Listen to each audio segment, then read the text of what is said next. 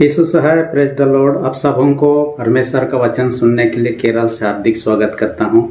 हम जब खेल में उतरते हैं तो हर टीम यही चाहता है कि खेल में हम जीतें।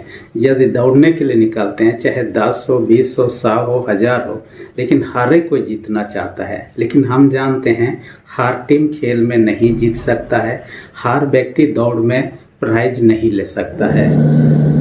तो इने गिने लोग ही उसमें प्राइज ले सकते हैं। आज का वचन में जो पहला कोरिन्थ उसका 9 अध्याय 24 से लेकर 10 अध्याय का 5 में पौलुस प्रेरित ऐसे ही दौड़ के बारे में चर्चा करता है। जिस दौड़ या खेल को कहता है वो मसीह जीवन के साथ में तुलना किया है। मानो कि मसीही जीवन दौड़ के समान है, मानो कि मसीही जीवन खेल के समान है, जिसमें हमें जीतना है, प्राइज लेना है, यानी कि मुकुट प्राप्त करना है।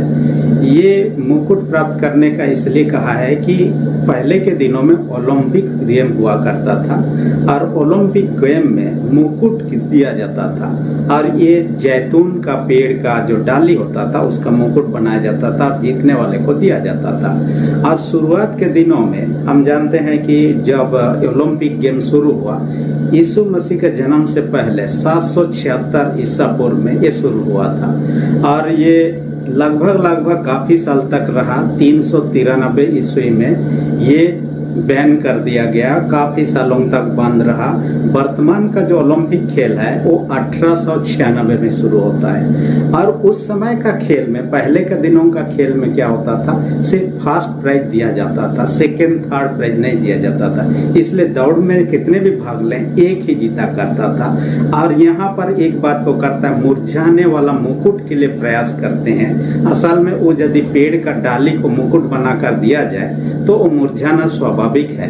वर्तमान समय में खेलों में मेडल दिया जाता है, जैसे कि गोल्ड मेडल हो गया, सिल्वर मेडल हो गया, ब्रॉन्ज मेडल, जिसे स्वर्ण पदक, रजत पदक और कांस्य पदक के नाम से हम जानते हैं। तो ये पौलुस प्रेरित कोरिन्थी मंडली को लिखता है, क्योंकि कोरिन्थी मंडली को पौलुस प्रेरित स्वयं स्थापना किया था। लगभग 51 ईस्वी में कोरिन्थ मंडली की स्थापना करता है और लगभग ये पत्री 54-55 ईस्वी में लिखता है, जब इफिसुस में काफी दिन तक रहा और इफिसुस से ये पत्री कोरिन्थ मंडली को लिखता है ताकि उनका नैतिक जीवन, सैद्धांतिक और व्यवहारिक जीवन सुंदर, बेहतर हो सके इन शिक्षाओं के माध्यम से। आज आपके मेरे लिए भी यह शिक्षा है। मैंने आज का वचन का शीर्षक रख दिया है मसीही जीवन की दौड़। इसके अंतर्गत 2 पॉइंट पर हम चर्चा करेंगे। सबसे पहला पॉइंट है मसीह जीवन का दौड़ शीर्षक के अंतर्गत में जीत के लिए तैयारी जरूरी है। यदि कोई भी खेल में जीतना चाहते हैं, आप ओलंपिक में मेडल प्राप्त करना चाहते हैं, आजकल मेडल होता है, पहले के दिनों में जैसे कि मैंने कहा मुकुट होता था, मेडल प्राप्त करना चाहते हैं तो उसके लिए तैयारी बहुत जरूरी है।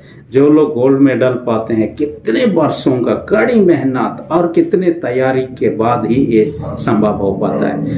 कोई भी ऐसे भाग लेगा और मेडल प्राप्त कर लेगा, ऐसा संभव नहीं है। मसीह जीवन भी ऐसा ही है। इस जीवन के बाद में, जैसे कि प्रकाश का 22 अध्याय उसका 12-13 पद में कहता है, यीशु मसीह देख मैं शीघ्र आने वाला हूँ और हर एक के काम के अनुसार बदला देने के लिए प्रतिफल मेरे पास है।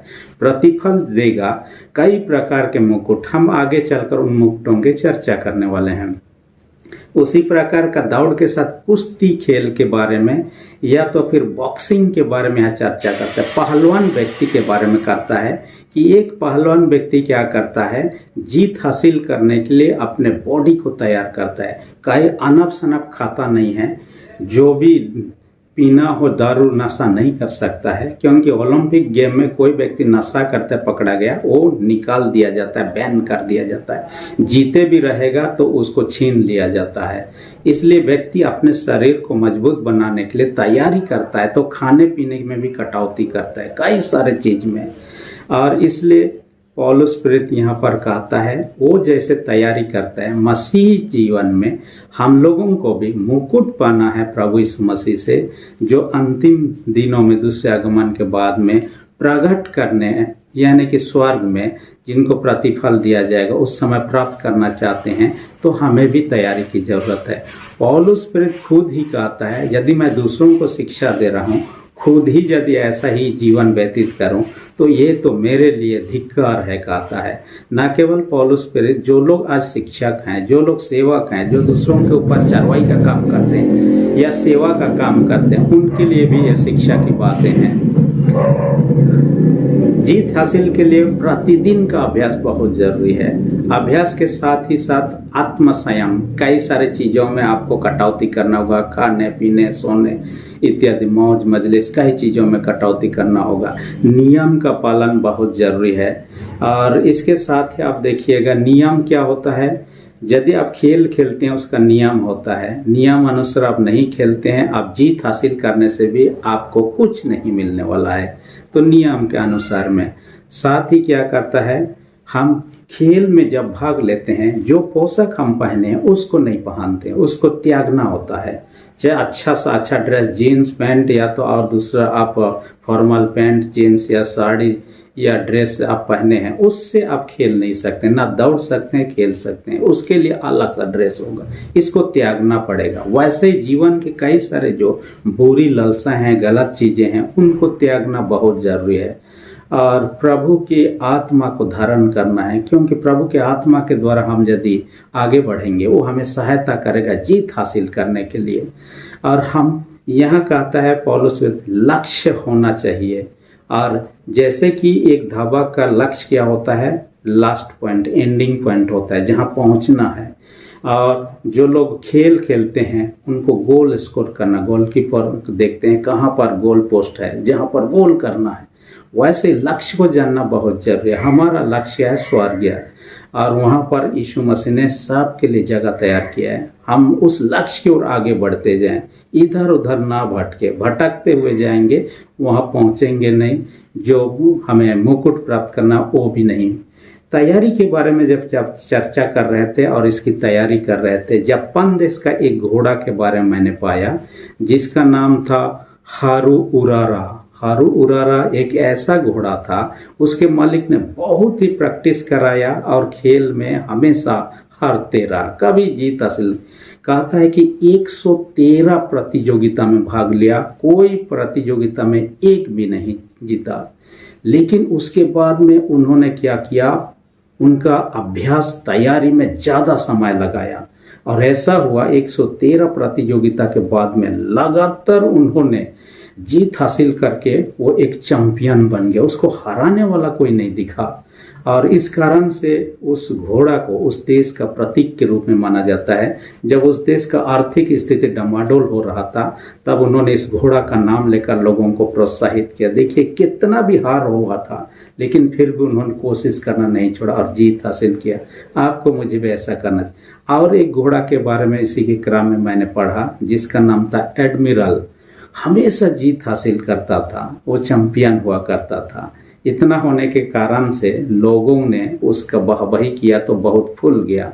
उसका मालिक भी सोचा हम यदि प्रैक्टिस नहीं भी करेंगे तो भी जीत हासिल करेंगे और ऐसा ही छोड़ दिया। और ऐसा होता है कि 1938 में जब खेल हुआ उसके बाद में वो कभी जीत ही नहीं पाया, क्योंकि उसके विपरीत उसके जो विरोधी लोग काफ़ी तैयारी करके उससे जीत हासिल किए और वो घोड़ा पीछे हो गया। देखिए प्रैक्टिस करना छोड़ दिया। इसलिए आपको मुझे प्रयत्न करना बहुत ज़रूरी है। हमारे खाना पीना में, हमारे बातचीत में, हमारे व्यवहार में, हमारे कई चीज़ों में कटौती करना बहुत ज़रूरी है उस मुकुट को प्राप्त करना है तो। और नीति वचन 21:30 पद में कहता है युद्ध के लिए घोड़ा तैयार तो किया जाता है परंतु जीत यहोवा की ओर से मिलते हैं। इसलिए हम जीतना चाहते हैं तो ईश्वर पर भरोसा करना है। हम अपने प्रयास से जीत हासिल नहीं कर, अपने प्रयास से मुकुट नहीं प्राप्त कर सकते हैं क्योंकि ईश्वर ही मुकुट देने वाला है। इसलिए पवित्र आत्मा को धारण कर उसके संगत में बने रहे ताकि हम जीत हासिल करें। दूसरा पॉइंट में कहता है मुकुट पाने के लिए जीतना जरूरी है, यानी कि बिना जीते मुकुट नहीं मिलता। जैसे मैंने कहा ओलंपिक खेल में जो व्यक्ति जीतता था एक व्यक्ति को मिलता था, हालांकि वो मुकुट के अलावा दूसरे प्राइज था लेकिन मुकुट पहनना भी उनके लिए एक विशेष ये था। कई प्रकार के छूट और उनको सम्मान मिलता था। इसलिए उन्होंने क्या करता, आज भी कोई व्यक्ति जीत जाता है, उनको ट्रॉफी मिलता है, चाहे जो भी मिलता है, बहुत खुश होते हैं, आनंदित होते हैं। हारने वाला व्यक्ति उतना आनंदित नहीं होता है। आपको मुझे भी एक दिन ऐसा मिलने वाला है। मैंने यहाँ कहा पौलुस प्रेरित क्या कहता है, आपने देखो मारता कूटता और बस में करता हूँ, यानी शारीरिक अभिलाषाओं को कहता है। हमारा 3 महान शत्रु है, शैतान, संसार और हमारा शारीरिक अभिलाषा। तो शारीरिक अभिलाषाओं को दबाने के लिए मारता कूटता, ये इसलिए कहता है। प्राचीन समय में मठवास था, जैसे कि हम लोग जानते हैं डॉक्टर मार्टिन लूथर भी मठ में गया हुआ था, लेकिन वहाँ का जीवन शैली को देखकर फिर बाद में वापस आ जाता है, जो भी रहा। लेकिन तब मठवासियों का जीवन सरल नहीं था, कई लोग कठोर जीवन व्यतीत करते थे। उनमें से क्या, थोड़ा खाना खाना है, थोड़ा पानी पीना है, और गरीबी वाला कपड़ा पहनना है, थोड़ा ही सोना है, ज़्यादातर आपको क्या करना है, प्रार्थना में जीवन व्यतीत करना है। इतना कठोर, अपने शरीर को तड़ना देते थे, अपना शरीर का उतना देखभाल नहीं करते थे, ताकि उसके माध्यम से प्रभु से वो मुकुट को प्राप्त कर सके। लेकिन अपने प्रयास से हम ऐसा नहीं कर सकते हैं, प्राप्त नहीं, प्रभु यीशु के माध्यम से ही वो मिलने वाला है, वो किसको देने वाला है। लेकिन हमें क्या करना है, उसके साथ जुड़े रहना, आगे बढ़ते रहना, हमारा लक्ष्य और आगे बढ़ते रहना है। यहाँ पर पौलुस प्रेरित अपने जीवन के साथ ही इस्राएलियों का जीवन का उदाहरण दिया। इस्राएल लोग मिस्र देश के गुलामी थे, परमेश्वर ने उन्हें छुटकारा दिया। दूसरा क्या किया, उन्होंने समुद्र से पार करके उनको दूसरे तरफ ले गया और शत्रुओं से छुड़ा लिया। उनको मूसा का बपतिस्मा दिलाया, यानी समुद्र का दोनों तरफ पानी था, ऊपर में बादल था, इसलिए मूसा का बपतिस्मा दिलाया। आकाश से परमेश्वर की ओर से गिरा हुआ भोजन खिलाया, जहाँ पानी नहीं था चट्टान से उनको पानी पिलाया, वो चट्टान मनुष्य यीशु मसीह था। आत्मिक जल, आत्मिक भोजन उन्होंने किया। फिर भी आप देखते हैं यहोशू और कालेब, 2 व्यक्ति ही उस ग्रुप में से जो लोग मिस्र से निकले थे, कनान देश में प्रवेश कर पाए। बाकी लोग जो प्रवेश किए रास्ते में जन्म हुए तो वो लोग थे। इस कारण से कहता है सबने ऐसा किया था, पाया था अनुग्रह ही अनुग्रह। लोग बपतिस्मा भी पाया था, प्रभु का भोजन भी खा रहे थे, पानी भी पी रहे थे, लेकिन मर मिट गए, ये लोग उस देश को नहीं पहुंचे।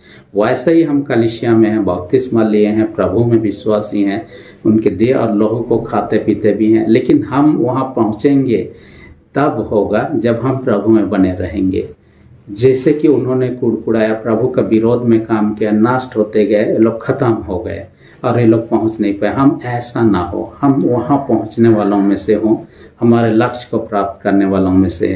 एक प्रकार का खाली यहाँ पर हमें मुकुट नहीं मिलने वाला है। आज का जो मुकुट है विश्वासी लोगों का जीवन की दौड़, जो कि 1 कोरिन्थ 9 अध्याय उसका 24 से 27 में वर्णन करता है। इसके अलावा इस मुकुट का नाम क्या है, कहता है अविनाशी मुकुट कहता है, जिस मुकुट के बारे में आज का वचन। इसके अलावा कहता है, दूसरा में कहता है जीवन का मुकुट, जो प्रकाशित वाक्य 2 अध्याय 10 पद में कहता है, जो प्रभु के विश्वास के कारण से सताए जाते हैं, मरने तक विश्वास में स्थिर रहते हैं, उनको वो मुकुट दिया जाएगा। तीसरा कहता है धार्मिकता का मुकुट, जो लोग, ये हमें मिलता है 2 तीमुथियुस 4 अध्याय 8 पद में। जो लोग यीशु का दूसरे आगमन के बारे में सच्चाई से प्रतीक्षा कर रहे हैं, उनको धार्मिकता का मुकुट दिया जाएगा। चौथा जो कहता है महिमा का मुकुट, ये उनको दिया जाएगा प्रभु का सेवा काम करते हैं, चाहे बड़े स्तर पर, छोटे स्तर पर, चाहे मंडली में, संडे स्कूल स्तर पर, युवा स्तर पर, महिला स्तर पर, चाहे जो भी लेवल पर प्रभु का सेवा काम करते हैं, जिसको 1 पतरस 5 अध्याय 2 से 4 पद में वर्णन हम पाते हैं। उन सेवकों को प्रभु यीशु जो प्रधान चरवाहा है और सेवक है, वो लोगों को प्रतिफल देगा उस दिन। 5वां में कहता है आनंद का मुकुट है, जो भटके हुए लोगों को, जो पाप में गिरे हुए लोग, उनको प्रभु के पास लाता है, वो आत्माओं को बचाने वाला कहलाता है। और जो आत्माओं को बचाने का काम करता है, उनको ये आनंद का मुकुट दिया जाएगा। इसलिए 5 प्रकार का मुकुट में से कोई भी मुकुट प्राप्त करना चाहते हैं तो हमें प्रभु में बने रहना है, उस अनुसार काम करना है, आगे बढ़ना है, ताकि प्रभु के अनुग्रह से उस मुकुटों को हम प्राप्त कर सकें, जो प्रभु यीशु मसीह आने वाला दिन में देने वाले हैं। जिसे मत्ती 16:27 पद में कहता है, प्रभु का जब दूसरे आगमन होगा सब उनका न्याय देगा और उनको प्रतिफल भी दिया जाएगा। उसमें से मुकुट एक है, और ये कई प्रकार के मुकुट के हमने चर्चा किया। उन मुकुटों को प्राप्त करना चाहते हैं, प्रभु में बने रहें, आगे बढ़ें, प्रभु के अनुग्रह से उन मुकुटों को प्राप्त करने में प्रभु की आत्मा के द्वारा हमारी सहायता अगुवाई करें। परमेश्वर वचन के सबों को अधिक से आशीष दे, आमीन। हम प्रार्थना करें। सेनाओं के जीत पिता धन्यवाद देते हैं, आज का वचन का हमसे बातें किया, हर एक सुनने वाले छोटे बड़े सबों को स्वर्ग आशीष से भर दे। जो लोग बीमार उनको चंगाई दे, जिनका विश्वास कम जिनका विश्वास को दृढ़ और मजबूत कर। प्रार्थना यीशु के नाम से मांगते हैं, आमीन। यदि अब तक आपने मेरे चैनल को सब्सक्राइब नहीं किया, सब्सक्राइब कर दिए। वीडियो अच्छा लगे तो लाइक बटन को भी दबा दीजिए। आपको यदि कोई सवाल होता है तो आप पूछ सकते हैं, नीचे में एक नंबर भी दिया जाता है। आपका प्रार्थना का निवेदन हो या कोई विशेष सवाल हो तो उससे आप संपर्क कर सकते हैं। ठीक, धन्यवाद।